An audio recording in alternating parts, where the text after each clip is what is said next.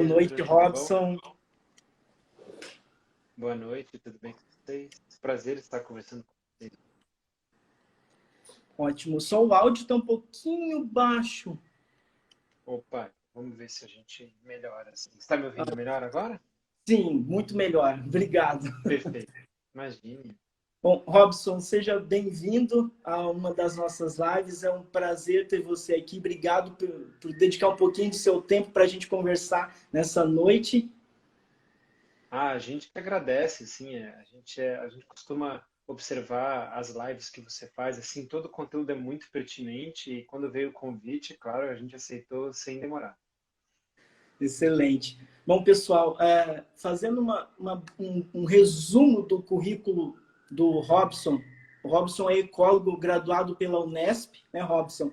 Isso. Mestre em Ecologia de Agrossistemas pela Exalc USP e doutor em Geologia Regional pela Unesp. E atualmente é o coordenador de Ciência e Conservação da Fundação Grupo Boticário. É isso aí. Passei também pela academia, né?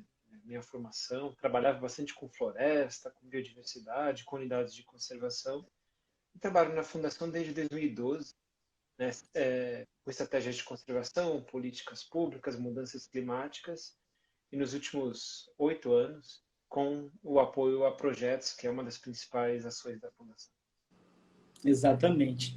Bom, Robson, acho que para a gente conversar a nossa conversa, como eu estava comentando no início ali da live, a gente ouve muito falar de toda essa biodiversidade brasileira, né? Essa riqueza de biomas, né? A floresta amazônica, Mata Atlântica, Pantanal, Cerrado, todos esses ecossistemas, o volume de água doce, né, que a gente detém no país. E eu queria que você comentasse um pouquinho sobre essa biodiversidade brasileira, a riqueza de fauna e flora que a gente detém no país, para a gente começar o nosso bate-papo. Perfeito. O Brasil é um dos países mega diversos no mundo, né? Então, os exemplos que você comentou, a variedade de hábitats, de espécies, de biomas, de formações florestais, é uma riqueza mesmo. Nós somos gigantes por nossa própria natureza e é muito bom falar do nosso patrimônio natural, né? Faz parte das nossas carreiras, das nossas vidas e a gente entende que a conservação da natureza é uma questão absolutamente crucial para o nosso futuro, para a gente tornar o nosso planeta um lugar bem melhor. Então, é um grande ativo nosso, é a missão da Fundação Grupo Boticário e é para ela que a gente se dedica. Excelente. Bom, e toda essa biodiversidade, ser gigante por natureza traz grandes desafios, né? Eu acho que um dos pontos importantes que eu gostaria que a gente discutisse essa noite é quais são os principais desafios para a conservação da biodiversidade no Brasil, né? E acredito que pela Fundação Grupo Boticário vocês têm uma longa experiência com relação a isso, né? Sim, acho que é uma trajetória bacana, que a gente está fazendo 30 anos. A Fundação Grupo Boticário foi criada em 1990, 2 anos antes da Rio 92, né, por iniciativa do nosso fundador. E a nossa missão segue inabalável de promover e fomentar e realizar ações de conservação da natureza. E ao longo desses 30 anos, nós passamos por uma série de cenários. O mundo muda muito rápido hoje, né? Nossa percepção é que o mundo muda muito rápido. E ao longo desses 30 anos, nós tivemos uma série de aprendizados, experiências e grandes resultados. E acho que uma das características importantes hoje, que vale a pena a gente citar, é uma questão assim de promover a conservação da natureza aliada a um desenvolvimento socioeconômico, né? Isso é bem importante que a gente desenvolva, que não existe uma dicotomia, não é desenvolvimento de um lado, conservação da natureza do outro. As coisas podem ser conciliadas, né? Existem uma série de iniciativas e modelos que nos mostram que é possível e é por esse caminho que a gente tem seguido. Exatamente. E não tem como a gente falar de desafios para a conservação sem a gente comentar sobre recurso humano e financeiro, né? a gente ouve opiniões, de forma geral, às vezes muito diversas, às vezes falando que não existe recurso ou fomento para conservação da biodiversidade, às vezes a gente vê alguns exemplos, porém também a gente vê iniciativas, ou tentativas de apoio, né, de aporte de capital estrangeiro vindo para o Brasil e que de repente deixa de vir por ações do governo federal e que deixam em dúvida, né, sobre como o governo enxerga, né, o meio ambiente e a conservação da natureza. Acho que essa questão de recursos humanos e financeiros é importante, claro, né? E a gente tem que lembrar que nós temos grandes universidades no Brasil, né? Ao longo desses 30 anos, eu, você, muita gente que nos ouve, né? É, é formado em universidades que nos propiciam trabalhar na conservação da natureza. Então, tem uma série de cursos de graduação, de pós-graduação, que formam esse pessoal, né? E claro que todo mundo quer contribuir para isso.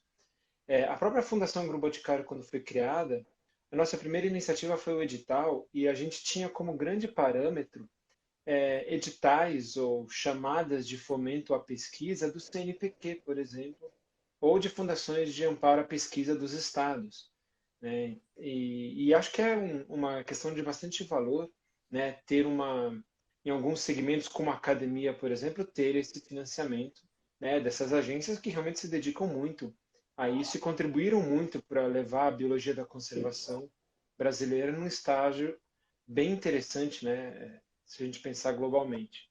Então a gente tem recursos humanos, sim, é sempre um desafio e é importante a gente promover o desenvolvimento dessas pessoas para o mercado de trabalho e depois de formados também recursos para que eles possam trabalhar na conservação da natureza. A mesma coisa vale com a proteção lá na ponta da biodiversidade, sejam unidades de conservação, sejam iniciativas de mobilização, né? E então, recursos financeiros, essa energia que a gente consegue alocar na conservação é bem importante. É um desafio, nós estamos no Brasil, então é um país com uma série de questões a ser desenvolvidas ainda, né? Então, digamos Sim. que falta de recursos humanos ou financeiros não seria uma exclusividade do ramo da conservação da natureza. A gente vê num cenário de quarentena como essa, toda essa discussão de recursos, né, financeiros para a saúde, como é que pode ser. A nossa, acho que um desafio, né, uma forma da gente seguir para esse desafio, é a gente promover sinergia entre agendas, né, entre diversos setores, academia, poder público, iniciativa privada, terceiro setor, de modo a somar e multiplicar essas agendas, esses esforços, né, em prol da conservação aliada ao desenvolvimento. Então, somar essas sinergias, essas iniciativas, acho que é um caminho bem interessante. Concordo plenamente. E falando da origem dessas iniciativas de fomento, já que é o ponto desse momento da pauta, existe estimativas de quantidade, assim, em termos de números de iniciativas ou até montante que gira no Brasil relacionado especificamente à conservação da biodiversidade, Robson? Olha, tem bastante números, alguns até divergentes, depende muito do setor que a gente está pensando, né? Uhum. Dos anos 90 para cá, a gente tem visto uma série de iniciativas da academia, né, de pesquisas e fomento, desde o projeto Genoma, o projeto Biota FAPESP, o programa de pesquisas ecológicas de longa duração do CNPq, que tem aumentado muito se a gente olha numa escala temporal de 30 anos, né? Isso é uma questão bem importante. A atuação da Fundação Grupo Boticário é um retrato que nós temos, né, desde 1991 com os nossos editais, então todos os anos a gente seguiu com esses editais, e a gente já apoiou um número bem considerável de iniciativas. É interessante a gente fazer um contraponto com o que a gente conhece da própria biodiversidade brasileira, né? Há estimativas de 5 a 20%, dependendo do grupo de Muito taxonomes pouco, que a né? gente trabalha. Então, tem um desafio muito grande para a gente conhecer, mas também a gente tem uma quantidade de dados, de informações, que, claro, nunca vai ser o total, o 100%, mas já nos permitem tomar uma série de decisões e atitudes interessantes. Então, foi interessante ver a evolução dos projetos de conservação da natureza nos últimos 30, 40 anos. A ênfase maior, como a gente fala, é provavelmente da década de 90 para cá. Né? Na Sim. década de 80 ainda tinha projetos muito pontuais, muito esporádicos. Então a gente viu mesmo, que bom que a gente viu uma série de projetos. A estimativa varia bastante se a gente considera academia, projetos do terceiro setor ou outras iniciativas. Certo. E entre apoios de origem pública e privada, tem muita diferença em termos de volume, aporte? Acho que a maior parte, sim, está em pesquisas acadêmicas, né? Pesquisas realizadas em universidades, cursos de pós-graduação, mestrado, doutorado, tanto em quantidade de recurso quanto de dissertações, teses e apoios, né? A gente tem visto um aumento muito grande, especialmente bancada por agências governamentais de fomento. Sempre tem essa discussão, mas são atores extremamente importantes. O setor privado tem a Fundação Grupo Boticário, tem algumas outras instituições que apoiam pesquisas e ações práticas de conservação, né? Diria que o apoio, por causa desse viés mais acadêmico, é um pouco mais público relacionado a pesquisas científicas, mas a gente tem visto também um movimento muito grande da biologia da conservação, de dar um caráter muito mais prático dessas pesquisas ou dessas iniciativas. Uhum. Pessoal, para quem tiver perguntas para o Robson, podem ir fazendo durante a live, tá? A nossa equipe está programada aqui para captar todas as perguntas e no final da live nós vamos ter 10 minutos para responder as perguntas, tirar dúvidas de vocês, tá? Fiquem à vontade. Ô Robson, e com relação a capital estrangeiro para fins de conservação da biodiversidade brasileira, você poderia falar um pouquinho para a gente ou comentar algum exemplo sobre isso? A gente sabe que tem algumas parcerias, né, em relação a instituições estrangeiras e tal. Algumas relacionadas com o próprio governo, né? Então tem uma agência de cooperação alemã, a GIZ, que tem projetos já há algum tempo com o Ministério do Meio Ambiente. E assim, essas parcerias dependem muito do bioma, da região e do foco de atuação, né? A Amazônia é um cenário, o cenário costeiro marinho é outro, alguns grupos específicos de ecologia de aves, por exemplo, tem instituições estrangeiras que destinam recursos, às vezes, diretamente para esses grupos, né? Então depende muito do foco da iniciativa. Certo. Bom, a gente vai começar a falar, e acho que vai ficar claro para vocês, porque grande parte da forma como nós vamos abordar de iniciativas e exemplos muito interessantes de apoio à conservação da biodiversidade, a gente vai falar de iniciativas que a própria Fundação Grupo Boticário faz, né, e que acaba servindo de exemplo para muitas outras instituições, tanto privadas como públicas. Eu gostaria, Robson, que você falasse um pouquinho como que nasceu a Fundação Grupo Boticário, da onde surgiu a ideia de criar uma fundação privada para apoiar a conservação da biodiversidade no Brasil. A Fundação Grupo Boticário está ligada ao Grupo Boticário, né, que nós somos líderes de cosméticos e perfumaria aqui no Brasil, e o Boticário tem mais de 40 anos já.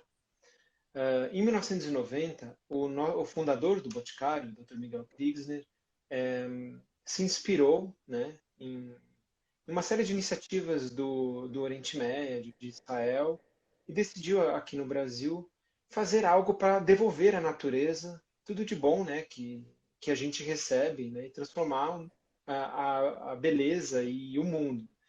E teve uma ideia de criar a fundação, né, uma fundação para apoiar ações de conservação da natureza. Isso foi em 90, como eu comentei, bem legal porque foi no momento em que o movimento ambientalista estava crescendo bastante, né, foram 2 anos antes da Rio 92, que foi um marco internacional, né, em relação a metas e protocolos de conservação da biodiversidade. Foi um encontro aqui no Rio de Janeiro bem interessante, bem expressivo, né, uma cúpula mundial. E já em 1991, a gente começou as nossas atividades mesmo. A primeira iniciativa foram os editais, e a gente seguiu por uma série de caminhos. A gente, né, a Fundação Grupo Boticário tem duas reservas particulares de patrimônio natural. A primeira foi adquirida e estruturada no meio dos anos 90, que é a Reserva Natural Salto Morato, no litoral do Paraná, em Guaraqueçaba. E aí a Fundação sempre seguiu nessa linha de buscar ações efetivas de conservação. Ter uma reserva particular do patrimônio natural é importante para aprendizados, é uma reserva voltada para uso público também, tem uma cachoeira bem legal. É no maior remanescente de Mata Atlântica do país, né? Na região do litoral do Paraná, a grande reserva da Mata Atlântica hoje. E a nossa missão, então, desde o começo dos anos 90, foi promover e realizar ações de conservação. A gente busca inspirar ações de proteção à natureza para maior resiliência e qualidade de vida da sociedade. Excelente. E o edital de apoio a projetos foi a primeira iniciativa da Fundação para apoiar efetivamente iniciativas para conservação? Foi a primeira iniciativa. A Fundação tinha poucas pessoas, né? O Dr. Miguel Milano, a Malu Nunes, que é nossa diretora, era estagiária na ocasião, e a gente estruturou a Fundação. E a primeira iniciativa foi o edital mesmo, né? Para promover ações de conservação. Tinha uma série de linhas temáticas para isso. E de lá para cá, a gente estamos fazendo 30 anos esse ano, né? 30 anos de Fundação Grupo Boticário. Nós já apoiamos mais de 1.600 iniciativas em todos os estados do país, né?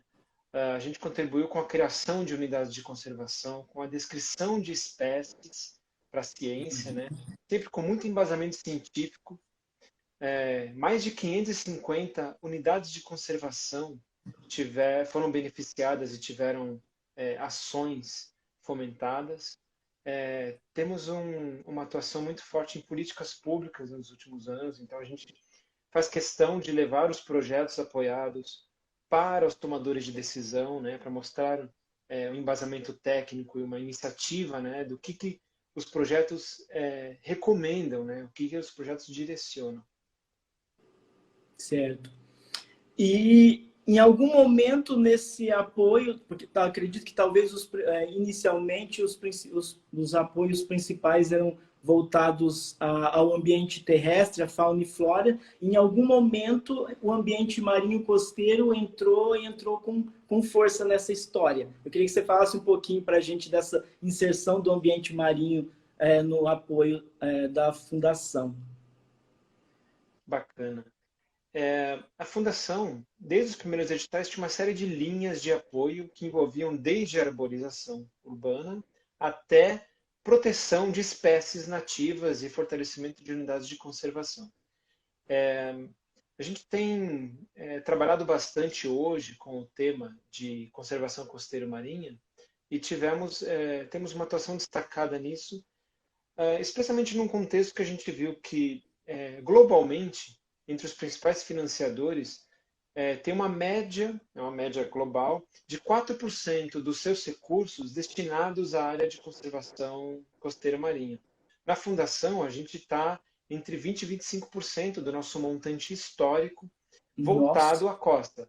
O Brasil é um país com uma costa gigantesca, de 7, 8 mil quilômetros de costa, né? E toda a heterogeneidade de ambientes que tem. Então, é um litoral muito complexo, mas é um litoral onde vivem a maior parte da população brasileira. Nossas principais cidades estão numa faixa de 200, 300 quilômetros a partir da costa, né? E tem ecossistemas extremamente importantes vinculados à Mata Atlântica, floresta, manguezais, recifes de coral, restingas, né, em algumas costões rochosos. E a gente teve, desde os primeiros editais já, alguns projetos chegando nessa linha. Nós tivemos alguns marcos, de fato, com isso. Um dos marcos foi o 7º CBUC em Natal, em 2012, que foi o primeiro Congresso Brasileiro de Unidade de Conservação, que focado, né, exatamente em conservação marinha. De lá para cá, a gente está falando de 10 anos, todo o CBUC que nós organizamos, a gente traz essa temática. Tivemos, nos últimos 5 ou 6 anos, uma série de editais e chamadas específicas de projetos e programas voltados à conservação marinha. E o que, assim, é bastante oportuno, porque estamos é, no, às margens de começar a década da ciência e do desenvolvimento sustentável, de 2021 a 2030. E é com orgulho também que a gente foi convidado para participar do comitê gestor da implantação da década no Brasil, né, como um dos representantes da sociedade civil organizada ali. E é um movimento bem importante, bem relevante de cultura oceânica e da gente olhar de novo para o mar, né, que foi de onde os nossos colonizadores Tecido. chegaram, onde as cidades estão, onde o Brasil mesmo tem raízes muito profundas no mar. Exatamente. E a Fundação Grupo Boticário tem exemplos muito interessantes de soluções baseadas na natureza, né? Essa é uma frase que a gente costuma agora cada vez ouvir falar mais, né? Em soluções baseadas na natureza. Talvez alguns não conhecem ou não têm familiaridade com o termo, mas eu sei que a Fundação tem um trabalho bem interessante, principalmente de resiliência hídrica, em programas de valoração desenvolvidos no Paraná e em Santa Catarina, né, Robson? Isso, a Fundação compreende que soluções baseadas na natureza podem ser aplicadas e podem nortear uma série de ações da nossa sociedade, né? A natureza provê serviços ecossistêmicos essenciais e se a gente consegue mantê-los, né, fomentá-los e ter ferramentas econômicas e atividades econômicas e sociais que promovam essa manutenção, é a chave para a gente ter um crescimento equilibrado e promover, de fato, a resiliência da sociedade. A Fundação trabalha há mais de 10 anos com segurança hídrica, né? Inicialmente num projeto de pagamento por serviços ambientais, que era o OASIS, e hoje nós trabalhamos isso como uma agenda importante da Fundação, né? O uso da infraestrutura natural em contraposição à infraestrutura cinza para segurança hídrica, para a água potável, que é tão importante e que a gente está vendo cada vez mais presente na sociedade brasileira. Aqui no Paraná, por exemplo, eu falo de Curitiba, que é a sede da Fundação, a gente passa por um dos períodos mais severos de estiagem na região. Estamos no coração da Mata Atlântica, né? E, de fato, a gente sempre trabalhou com isso. A gente sabe que a água é um bem extremamente importante e que ações de valoração e de soluções baseadas na natureza são um caminho interessante. Em Santa Catarina, a gente promoveu iniciativas com restauração de mais de 3.000 hectares, né? Preservação de floresta em pé de mais de 1.600 hectares e manutenção de áreas preservadas na região de São Bento do Sul, né, no Rio Vermelho, que a gente sempre focou na proteção das margens dos rios, inclusive para evitar sedimentação e melhorar a qualidade da água. No Rio de Janeiro, hoje, nós trabalhamos também, a gente fez um laboratório do Oasis na Guanabara, em parceria com a Firjan e com o INEA, o órgão ambiental do Rio de Janeiro, e a gente busca, inclusive, com foco mais no Rio Guandu, um plantio de florestas, né, para promover, inclusive, a qualidade hídrica ali. E em São Paulo mesmo, na parceria com o WRI e a TNC, a gente viu que a conservação de área verde, o plantio de pelo menos 4.000 hectares de florestas, o equivalente ao 25 parques Ibirapuera, por exemplo, e permite uma economia de 69 milhões de dólares em tratamento de água, se a gente olha isso, por exemplo, numa Nossa. escala de 30 anos. Então, é importante a gente mensurar esses impactos e esses efeitos econômicos também, porque os nossos interlocutores, os setores com que a gente vai conversar, eles precisam ter esses dados também, essas informações. Excelente, excelente exemplo. O Robson, além dessas iniciativas que a gente comentou, e tem várias outras que nós vamos comentar e dar exemplo, a Fundação atua fortemente também em ações de educação ambiental, seja vinculadas aos projetos que ela financia, seja com ações utilizando as próprias áreas de reserva, as redes sociais, né? é importante a gente trazer a sociedade para a nossa causa, né? Traduzir as nossas informações em linguagens que as pessoas compreendam. E a gente entende que a educação é o ponto transformador, né? É realmente a grande força motriz que transforma gerações, que transforma o mundo. E a gente tem exemplos disso, tanto como você comentou nos projetos, sempre foi uma ferramenta muito poderosa dos projetos, né? De levar as informações, de trazer as comunidades para perto. E a gente tem trabalhado também com a produção de alguns conteúdos, né, de educação, alguns conteúdos paradidáticos. Então, lá no site da Fundação tem, por exemplo, a coleção Meio Ambiente, uma série de volumes, né, para download disponível gratuitamente. Né, a coleção Meio Ambiente, a Turma do Miguel. E nas redes sociais, a gente tem uma quantidade bem legal de seguidores, né, no Instagram, no Twitter, no Facebook, e a gente sempre tenta levar conteúdos, né, de conservação, conteúdos dos projetos apoiados, conteúdos de educação, e assim, tem sido resultados bem interessantes para a gente, né? Inclusive esses feedbacks, essas trocas são bem interessantes, e a gente está trabalhando bastante com esse tema. Educação de fato transforma e muda o mundo.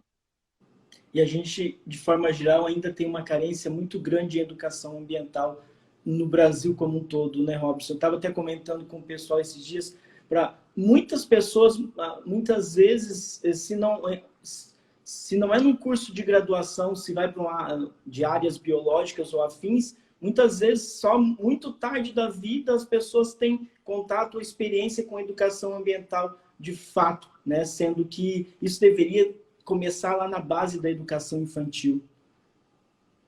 Exatamente. E acho que é uma troca importante, né? A gente vê estudos no mundo inteiro dizendo como as pessoas se desconectaram da natureza, né? E não é só a vida das cidades, é o dia a dia, é esse cotidiano. Então é importante a gente ter banhos de floresta, né? Banhos de mar, reconectar as pessoas de onde vêm os alimentos, quais são as boas práticas para a saúde, né? A gente sabe, né? Quando a gente vai a campo, quando a gente visita uma área protegida, uma área natural, uma floresta, um parque, uma montanha, o bem que isso faz. E é importante, sim, esse tipo de ferramenta para ajudar, inclusive, no processo de educação como um todo, né? Esses exemplos da nossa conexão com o dia a dia são uma ferramenta muito poderosa. E claro que tem um grande caminho a percorrer, mas acho que a gente tem exemplos muito bons, cases muito bons, muito conteúdo bom sendo produzido. É questão da gente usar e buscar esses conteúdos. Exatamente. Bom, até o ano passado, a forma de apoio principal da fundação era através do edital de apoio a projetos, né? Que geralmente no primeiro semestre, se eu não me engano, vocês tinham um edital específico para apoiar projetos ou iniciativas no Paraná, especificamente, né? E no segundo semestre vocês abriam para uma nacional e com um tema específico que variava às vezes, né? E a partir de agora vocês mudaram um pouco. Entrou 2020 com Uhum. uma proposta diferente de apoiar iniciativas para a conservação da natureza, né? Eu gostaria que você falasse um pouco, Robson, desse processo. O que levou a essa mudança? O que vocês buscam com essa mudança radical, eu diria, né? Acho que talvez uma iniciativa que eu nunca tinha visto no Brasil de nenhum tipo de instituição ou órgão de fomento a projetos. Legal. De fato, os editais, como a gente tinha desenhado desde 90, eles seguiam um protocolo bem interessante de a gente abrir para alguns temas ou com alguns recortes regionais ou nacionais e sempre pautados em algumas linhas de apoio, né? Algumas perguntas, algumas linhas de atuação que a gente tinha. Desde o começo dos anos 2010, por exemplo, a gente mudou um pouco as nossas linhas de apoio, em algumas mudanças um pouco mais suaves e sutis, né? Criamos o apoio a programas, né, que eram iniciativas maiores, mais robustas, com tempo um pouco maior e com objetivos um pouco mais ambiciosos. E nós fizemos durante esse período, uma série de parcerias. A gente tem uma parceria duradoura até hoje com a Fundação Araucária, que é a Fundação de Fomento à Pesquisa aqui do estado do Paraná. Uhum. Tivemos uma chamada com a FAPESP, focada em mudanças climáticas na região do Lagamar, no litoral de São Paulo, litoral do Paraná, uma parceria bem Sim. sucedida também. Tivemos algumas outras parcerias para editais mais focados e, de fato, até o ano passado nós tínhamos de dois ou três editais por ano. Um normalmente nacional, com alguns temas específicos, né? A gente chegou a ter de 6 a 7 temas, os últimos editais a gente tinha 4 temas, 4 linhas de atuação, e no segundo semestre a gente tinha essa parceria com a Fundação Araucária e apoio a programa. Esse modelo funcionou bastante durante 30 anos e nos deu resultados bem importantes, resultados de projetos importantes, e a gente sentiu que, fazendo 30 anos, era um desafio evoluir esse sistema, esse programa de apoio, de uma forma mais ativa. Então, nós criamos, agora em 2020, a Teia de Soluções para a Proteção da Natureza, que é a evolução natural dos nossos editais de apoio, e nós temos a ambição de trazer para desafios da conservação da natureza soluções novas, inovadoras, integradas entre diversos atores, e a Fundação se coloca como um parceiro para co-construir essas soluções. Então, o que muda é que antes nós tínhamos linhas de apoio, agora nós temos desafios relacionados à conservação, que são Uhum. desafios palpáveis, tangíveis e necessários e prioritários nesse momento. Então, esse novo formato, a teia de soluções, é voltada para desafios, permite uma co-construção, a Fundação se coloca como um parceiro para co-construir essas propostas. E essa, esses desafios que vocês vão abordar na teia de soluções, eles são pré-definidos. Por exemplo, eu queria que você falasse um pouco desse primeiro desafio do edital que está aberto, que está vigente, né? Uhum. Bom, eu não vou dar spoiler, eu gostaria que você falasse um pouquinho dessa abordagem, desse primeiro desafio. Claro, claro. A Fundação tem algumas agendas que a gente vai abordar nacionalmente, né? A proteção costeiro-marinha é uma agenda super interessante, super prioritária para nós. O turismo em áreas naturais, algo que envolve áreas protegidas, áreas verdes, áreas naturais, né, próximas a cidades, um pouco mais distantes, áreas conservadas.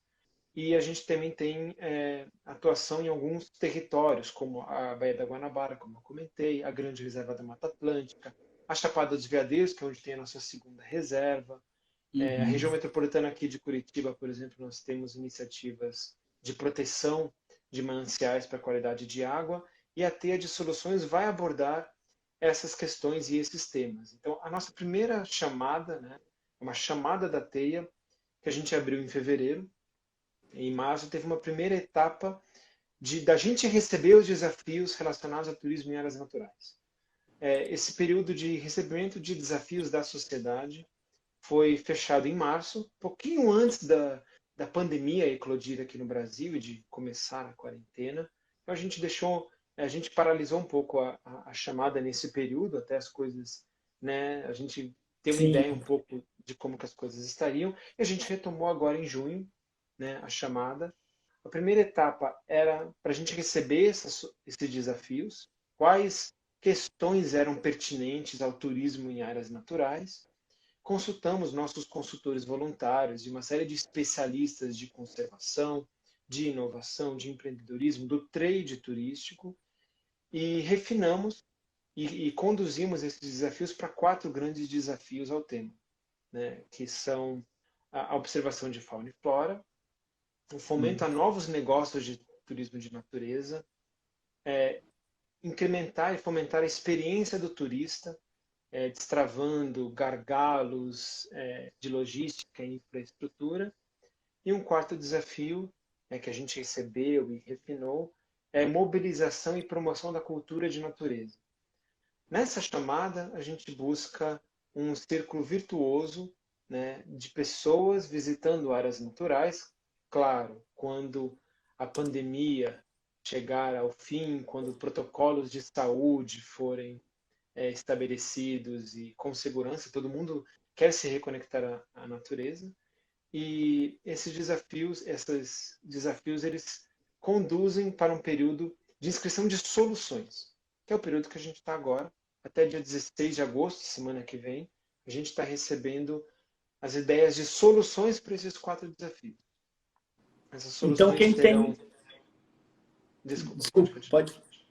Então, quem tem interesse de participar, baseado nesses 4 desafios que vocês elencaram na primeira etapa, tem tempo ainda de trazer propostas ou soluções para esses 4 desafios. Exatamente. Até a semana que vem.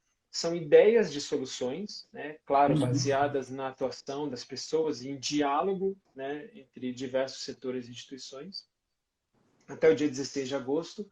Essas soluções vão passar por um funil de priorização também com consultores especialistas, e aquelas que ficarem no funil, né, que passarem, serão mentoradas. Então terá um período em setembro de mentoria, de cocriação, de detalhamento dessas soluções, que a Fundação vai promover esse diálogo entre as soluções, entre mentores, entre pessoas-chave, especialistas nas áreas de conservação, do trade turístico, de negócios, de inovação, para a gente concluir esse processo até o final de setembro, comecinho de outubro.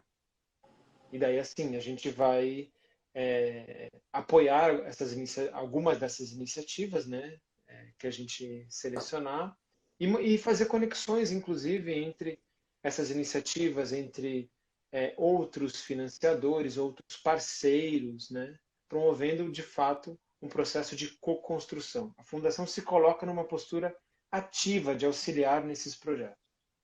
Interessante. Então, eu ia te perguntar mesmo sobre isso, porque pode acontecer que vocês recebam propostas de soluções semelhantes ou que poderiam trabalhar em conjunto, reunir pesquisadores ou atores, parceiros, para trabalhar em conjunto naquele desafio. A gente acredita que esse diálogo ele é bem produtivo, é bem interessante, né? Então, propostas que abordem essas questões de forma mais integrada, que sejam escaláveis, porque às vezes um problema relacionado a turismo e áreas naturais aqui no sul do Brasil tem correspondência com o Sudeste, com iniciativas também do Sudeste. Então é importante que tenha esses cases e que a gente consiga, inclusive, pensar nos passos seguintes, né? A iniciativa sendo apoiada, dando bons resultados, que possa ser replicada de forma integrada, né? Porque os problemas, o Brasil é muito grande, é muito heterogêneo, os problemas em alguns momentos são muito semelhantes, né? Então, a gente pretende, sim, promover esse diálogo que é muito mais rico, né? Um diálogo multissetorial entre vários stakeholders, tanto de todas as pontas, né? Unindo o turista, que vai em busca de atrativos turísticos de qualidade, interessantes, que ele possa programar a viagem dele, que ele possa se hospedar, que ele possa se alimentar, que ele possa fazer um roteiro entre unidades de conservação, entre outras áreas naturais, né? E esse tipo de iniciativa envolve o turista até lá na outra ponta, que é o gestor dessas áreas naturais, passando por operadores de turismo, por empresários, por comércio local, que a gente sabe, né, os impactos sobre a economia e sobre a vida das pessoas dessa pandemia. E é um movimento interessante da gente valorizar viagens locais, comércio local, serviços que foram muito impactados, né? Então é um modo interessante da gente alavancar ações, digamos, de uma nova forma, né? O novo normal não precisa ser pior do que antes, ele pode ser muito melhor.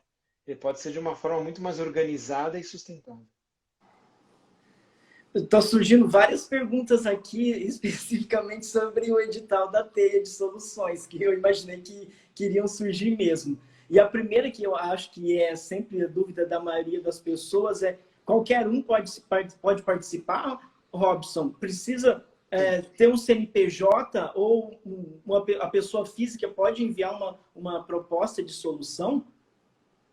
Nesse momento, sim. Nesse momento, uma proposta de solução pode ser colocada por qualquer pessoa. No processo de seleção dessas ideias de soluções, né, para a etapa seguinte, para a mentoria, a gente vai detalhar, estruturar um pouco mais isso, né? E aí sim, até chegar no final com soluções que a gente financia, a gente vai ter que ter uma instituição, um CNPJ, né, para receber e gerenciar esse recurso. A gente espera que as soluções, durante o detalhamento, a mentoria, sejam feitas, inclusive, trazendo as fortalezas de todas as instituições e parceiros e membros desses projetos. Mas, nesse momento, para colocar soluções, a gente não vai pedir nenhuma que não seja um CNPJ, pode ser uma pessoa física mesmo. Excelente. O Marcelo está perguntando que ele falou que viu que na inscrição precisa, agora na inscrição da solução, precisa anexar um vídeo com um pitch de 5 minutos. E ele queria que você falasse um pouquinho sobre isso. Como fazer esse vídeo? O que você pode falar sobre isso? Legal, a ideia do pitch é bem interessante, né? A gente sabe que hoje redes sociais estão bombando, tem muita informação. E assim, tradicionalmente a gente tem um formulário ali para colocar as soluções, mas nem sempre a ideia, a magnitude da solução e a importância a gente pode usar só em palavras, num texto, colocando certinho. Extrair Então tudo. a gente abriu essa possibilidade das pessoas mostrarem, gravar um vídeo e falar, olha, meu problema, o desafio que eu escolhi é esse, acho que isso é importante na minha região, na região tal, a proposta de solução que eu tenho é assim, acho que eu gostaria de fazer esse tipo de desenvolvimento de atividades e assim, a criatividade é bem importante nisso, né? Não precisa ser só uma pessoa fazendo pitch, podem ser várias dimensões dos problemas, dos desafios, uma explicação até mais dinâmica das ideias que se propõem, do histórico, inclusive, né? Por que a pessoa está propondo essa solução, de onde vieram essas ideias, quais são as ações que já estão em andamento que baseiam, por exemplo, uma solução. É uma oportunidade interessante, né, desse pitch. Acho que é uma forma que a gente já usou em alguns editais do ano passado, foi super legal. E agora a gente quer aprimorar isso. Excelente. Então, usem a criatividade, né, e as ferramentas tecnológicas para mostrar a importância, né, e o potencial da solução que você está propondo. Robson, tem uma outra pergunta aqui. Não é sobre a TEIA, é de forma geral, se a fundação tem algum tipo de edital, algum tipo de apoio que apoia projetos especificamente para alunos de mestrado e doutorado. Tradicionalmente, nos nossos projetos apoiados, a gente conseguia apoiar bolsas de graduação, né, estudantes de graduação. Bolsas específicas para mestrado e doutorado, nós não apoiávamos os editais, mas a gente consegue, por exemplo, com a Fundação Araucária, né, que é um edital que a gente tem hoje, é restrito para o estado do Paraná aqui, mas é um match. Então, metade do recurso do edital que nós temos lá, que agora a gente vai incorporar na TEIA com uma nova proposta, inclusive, é voltado via Fundação Araucária para o apoio a estudantes. E a nossa parte, né, normalmente era para instituições particulares sem fins lucrativos. E, às vezes, alguns projetos eram vinculados a projetos de pesquisa, né? Mas a gente vai ter algumas novidades, inclusive com essa parceria, dentro dessa teia. Se você quiser, a gente até comenta. Excelente. Estão perguntando aqui também sobre voluntariado. A Fundação tem algum tipo de voluntariado? Vocês trabalham com isso? Trabalhamos, sim. Fundação Grupo Boticário e o Instituto Grupo Boticário trabalham com voluntariado, né? A gente tem um programa consolidado de voluntariado na nossa reserva aqui no Paraná, Que né? Então, legal. acessem o nosso site, dê uma olhada lá, a gente busca voluntários periodicamente, né? E os projetos apoiados, as iniciativas de conservação também, a gente fez uma provocação a elas desde o ano passado, para em quais projetos, quais iniciativas voluntários seriam bem-vindos, né? Então, algumas iniciativas já sinalizam, olha, é interessante, tem algumas atividades de voluntariado, a gente consegue mais informações no nosso site. Excelente. Tem uma pergunta aqui que talvez já foi parcialmente respondida, mas eu acho que você poderia até falar um pouco mais, que pergunta se existem, ou quando abre editais, se existem editais de apoio a ONGs, ou que ONGs possam participar, mas eu acredito que agora você pode explanar um pouquinho mais que qualquer ONG pode participar também, inclusive da TEIA que está aberta, né? Sim. Sim, essa participação do terceiro setor que nós falamos é extremamente importante. Então, fundações e instituições particulares são elegíveis no nosso apoio à TEIA, e é importante essa participação mesmo, né? Tanto de ONGs quanto outras fundações, até instituições particulares ligadas aos desafios que a gente se coloca para a TEIA. Uhum. Tem uma pergunta interessante, essa também era uma curiosidade minha. Considerando esse período de pandemia e isolamento social, como que está a execução, o andamento dos projetos diante de toda essa situação complexa que nós estamos vivendo? É uma situação complexa, de fato. Hoje nós temos mais de 100 projetos em andamento apoiados pela Fundação. Nós entramos em contato com todos desde o início dessa pandemia e fazemos esse monitoramento, esse acompanhamento, esse auxílio a todos os projetos, né? Conversando com eles. Os projetos apoiados eles têm um canal aberto conosco para conversar.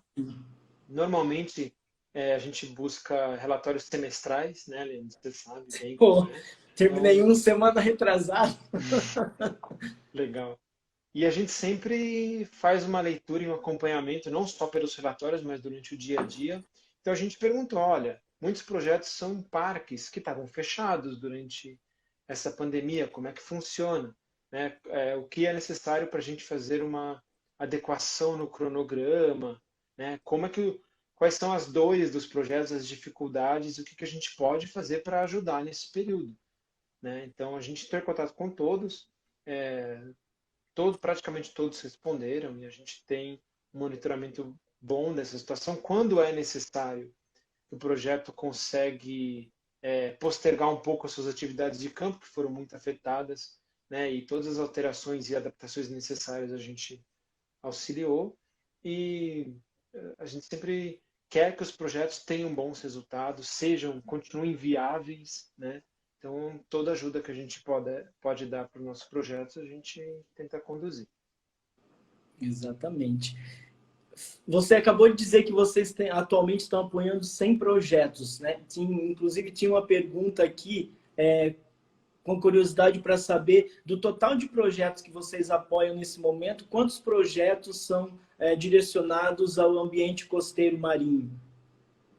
Ah, são bastante. A gente tem, na verdade, 122 projetos hoje e pelo menos um terço deles tem a ver com o ambiente costeiro marinho, também porque são chamadas, são editais Por que a causa gente do edital teve em específico, né? 2017, 2018, 2019. A gente fez chamadas específicas para sítios Ramsar, para ilhas oceânicas e habitats costeiros marinhos. Então, a gente carrega bastante esses projetos, né?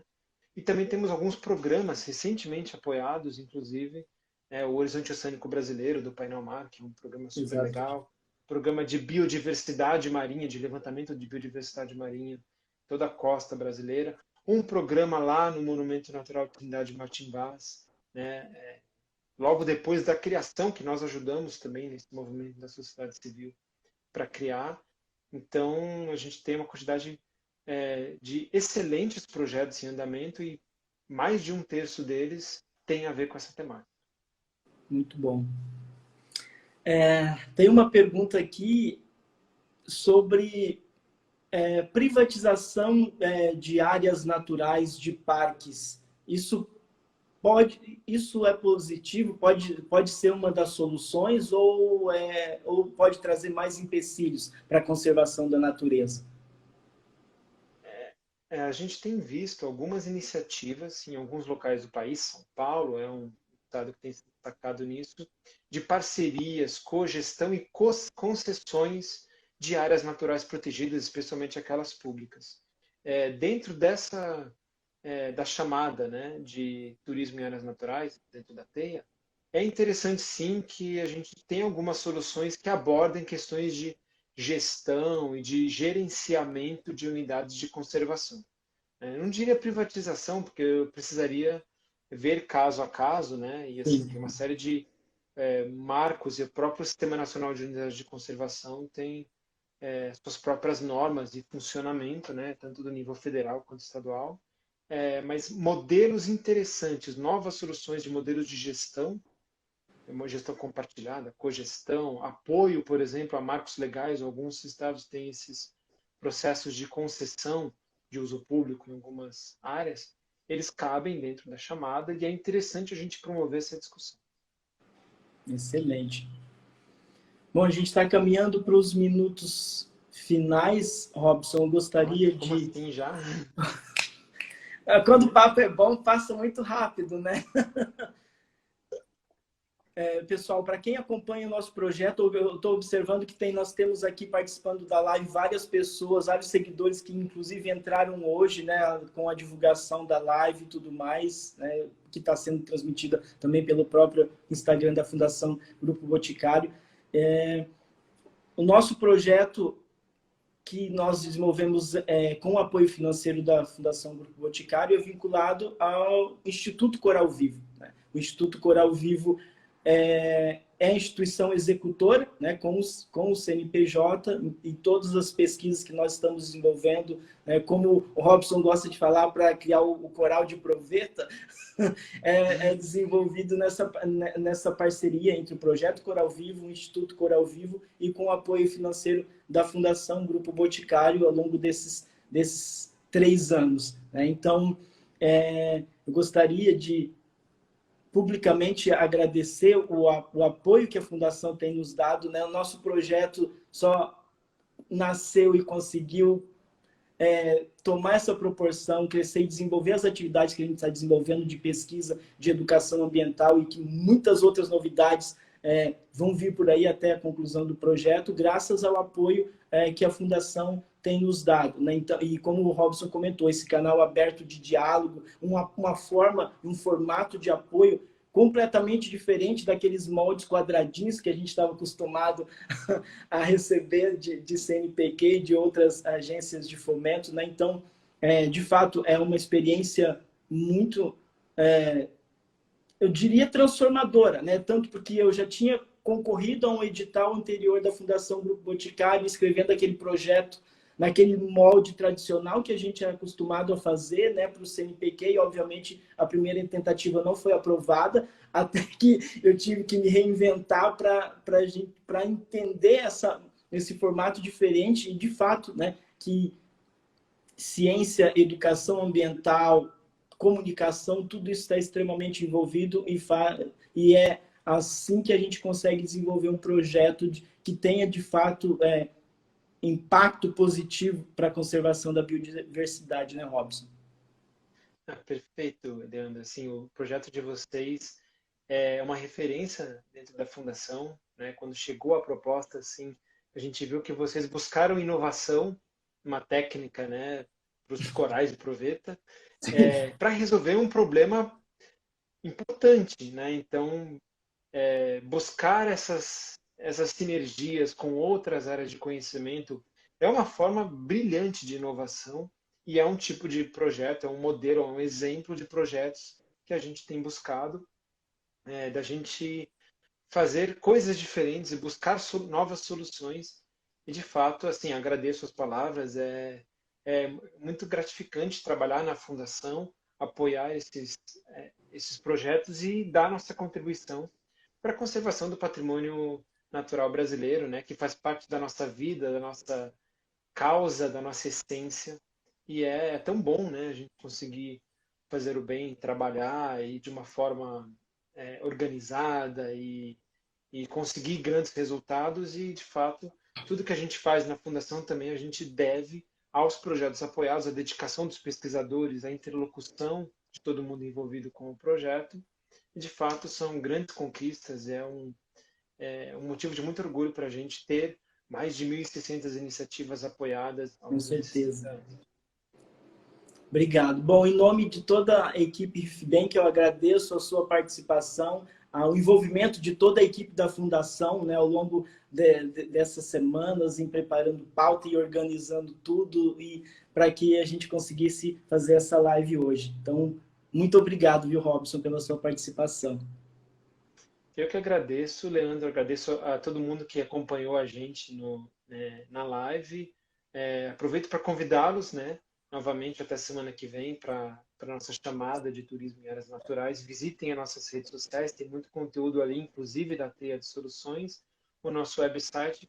Agradeço muito, foi um prazer, a conversa foi muito legal. Obrigado. Tchau, tchau, pessoal. Se cuidem e até breve. Tchau, gente. Um abraço a todos. Se cuidem.